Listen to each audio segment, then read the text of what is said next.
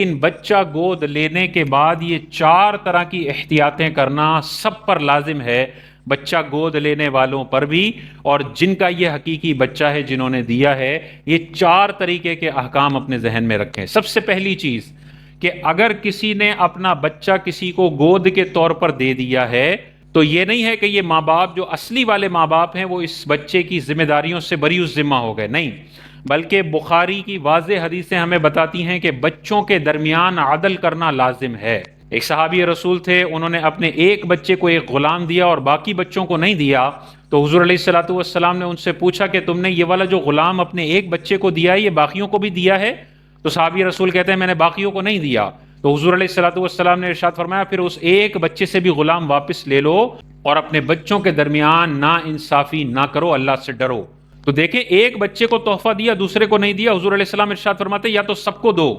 یا اس ایک بچے سے بھی واپس لے لو اور بچوں کے درمیان ناانصافی نہ کرو۔ اسی طرح ایک اور حدیث ہے، ایک صحابی رسول کے پاس ان کا ایک بچہ آیا، انہوں نے اس کو بوسہ دیا اور اپنی گود میں بٹھایا، پھر ایک بچی آئی ان کی تو اس کو گود میں بٹھا لیا۔ حضور علیہ الصلوۃ والسلام نے ان سے ارشاد فرمایا کہ تم نے اپنے بچوں کے درمیان انصاف کیوں نہیں کیا؟ اب دیکھیں، بوسہ دینے میں ایک بچے کے ساتھ تھوڑی زیادتی ہو گئی، ایک کو بوسہ لیا دوسرے کو نہیں لیا۔ بچوں کے احساسات اور جذبات کا کس قدر حضور خیال فرما رہے ہیں کہ بوسہ ایک کو نہیں لیا تو تم نے اس کے ساتھ ناانصافی کیسے کی، کیوں کی ناانصافی؟ تو جن جن ماں باپ نے اپنے بچے گود کے طور پر دیے ہوئے ہیں ان پر یہ لازم ہے کہ جو تحفے اپنے بچوں کو دے رہے ہیں وہی تحفے ان کو بھی اس کو بھی دیں جو گود کے طور پر کسی اور کو دے دیا ہے، اس کو تحفے تحائف دینے اور اس کے ساتھ عدل و انصاف کرنے کی ذمہ داری ان پر سے ختم نہیں ہوئی ہے۔ دوسری چیز جو انہوں نے ذہن میں رکھنی ہے کہ بچہ اگر کوئی گود کے طور پر دے دیتا ہے تو گود کے طور پر دینے سے کچھ بھی نہیں ہوتا، جو اصلی والدین ہیں وہ اصلی والدین ہی رہیں گے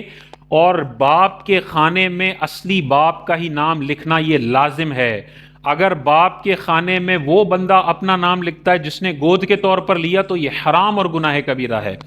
بخاری مسلم کی حدیثیں واضح طور پر یہ کہتی ہیں کہ جو بندہ اپنے آپ کو اپنے باپ کے علاوہ کسی اور کی طرف منسوب کرتا ہے اللہ تعالیٰ نے ایسے بندے پر جنت کو حرام فرما دیا ہے۔ اور ایک اور حدیث میں حضور علیہ الصلوۃ والسلام نے ارشاد فرمایا اس بندے پر اللہ کی لعنت ہمیشہ برستی رہتی ہے جو اپنے باپ کے علاوہ اپنے آپ کو کسی اور کی طرف منسوب کرتا ہے۔ تو نسب بدلنا کوئی معمولی جرم نہیں ہے، بہت بڑا جرم ہے۔ جس نے گود کے طور پر اپنا بچہ کسی کو دیا ہے، نکاح خاں کے ڈبے میں والد کا جو کھانا ہے اس میں اصلی باپ کا نام آئے گا، پاسپورٹ میں اصلی باپ کا نام آئے گا، شناختی کارڈ اور اسکول وغیرہ جہاں جہاں فادر کا نام دینا ہے اصلی باپ کا نام ہوگا۔ گارجین کے اندر اس بندے کا نام آ سکتا ہے جو اس کی پرورش کر رہا ہے، لیکن باپ کے نام میں اس کا نام نہیں لکھا جا سکتا، یہ حرام ہے۔ چوتھی جو چیز ہے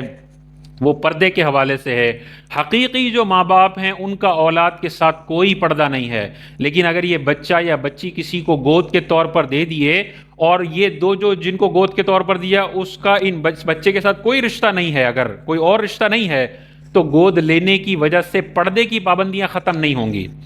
اگر وہ بچی ہے تو جیسے بالغ ہوگی اس منہ بولے باپ سے پردہ فرض ہے، لازم ہے، پردہ ختم نہیں ہوگا۔ اور اگر یہ بچہ ہے تو جیسے بالغ ہوگا اس کی جو منہ بولی ماں ہے اس سے پردہ فرض ہے، لازم ہے۔ ہاں، جس نے گود لیا ہے وہ پہلے ہی اس بچے کا چچا لگتا ہے تو چچا سے تو کوئی پردہ نہیں ہے، اگر بچی ہے تو چچا اور اس بچی میں کوئی پردہ نہیں ہے، اس میں مسئلہ نہیں آئے گا۔ لیکن اگر ان کا کوئی ایسا محرم والا رشتہ نہیں ہے اور گود کے طور پر کوئی بچہ یا بچی لی ہے تو پردے کے احکام وہی ہوں گے جو اجنبی کے ساتھ ہوتے ہیں۔ اور چوتھی چیز جو ذہن میں رکھنی ہے وہ وراثت ہے۔ اس بچے کو وراثت اس کے اصلی والدین سے ملے گی، جنہوں نے گود کے طور پر لیا ہے اس کی وراثت میں اس بچے کا کوئی حصہ نہیں ہے۔ تو اگر اصلی والدین انتقال کرتے ہیں تو ان کی جو وراثت ہے وہ ان کے اپنے بچوں میں بھی بٹے گی، اور جو بچہ گود کے طور پر کسی اور کو دے دیا اس کا بھی اتنا ہی حصہ ہوگا جو ان دیگر بچوں کا ہے جو اس بندے نے اپنے پاس رکھے ہوئے ہیں۔ تو بہت ظلم ہوتا ہے یہاں پہ، اگر ایک بچہ کسی کو گود کے طور پر دے دیا تو ابا اصلی باپ خود یہ وصیت کر کے جاتا ہے کہ میرے مرنے کے بعد اس بچے کو کچھ بھی نہیں دینا، کیونکہ میں نے وہ تو گود کے طور پر دے دیا ہے. یہ باپ ایسی بدبختی کر کر اپنے لیے جہنم خرید کر گیا ہے جو اپنے ایک بچے کو وراثت سے محروم کرنے کی وصیت کر کے چلا گیا. گود کے طور پر دینے کی وجہ سے خونی رشتہ ختم نہیں ہوتا، وراثت کے قوانین ختم نہیں ہوتے ہیں، نسب بدلنے کی اجازت نہیں ہوتی ہے، اور بچوں کے درمیان عدل و انصاف کرنے والی حدیثیں ختم نہیں ہوتی ہیں.